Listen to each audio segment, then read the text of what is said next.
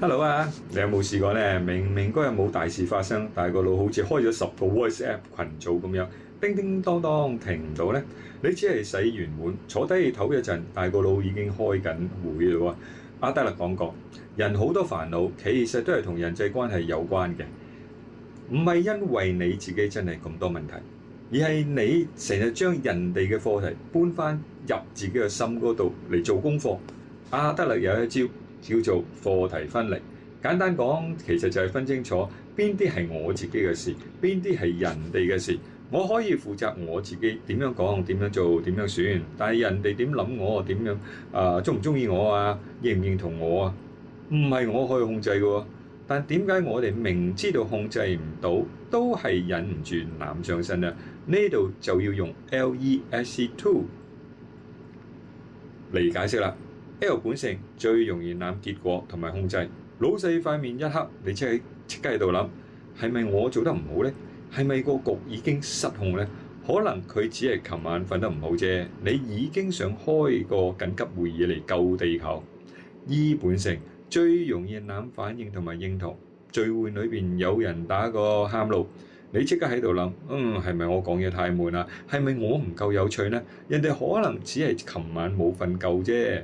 你已經檢討緊自己嘅存在價值。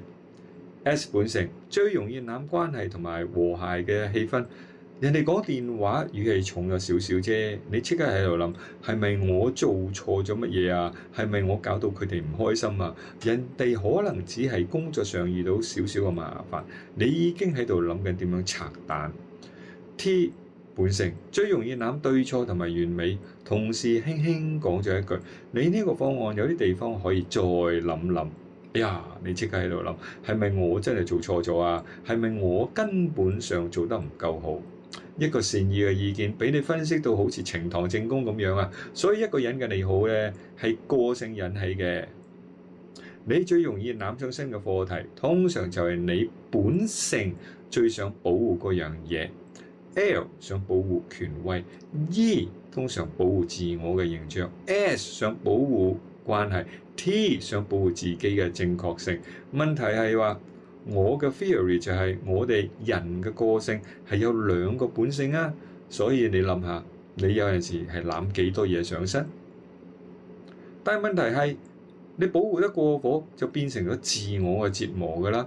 你可以認真教仔女，但係佢哋肯唔肯讀書啊？最後係佢哋自己嘅課題。你可以禮貌對朋友，但係佢哋點樣回應你係佢哋嘅課題。你可以好好交功課，但係老細今日心情差，唔代表你要跪喺自己個心理祠堂懺悔3日嘅。真正嘅成熟唔係乜嘢都攬上身，係做好我自己嗰份，你嗰份，我尊重你自己去處理。想知道自己最容易攬邊一類嘅個性上身，邊一類嘅課題上身？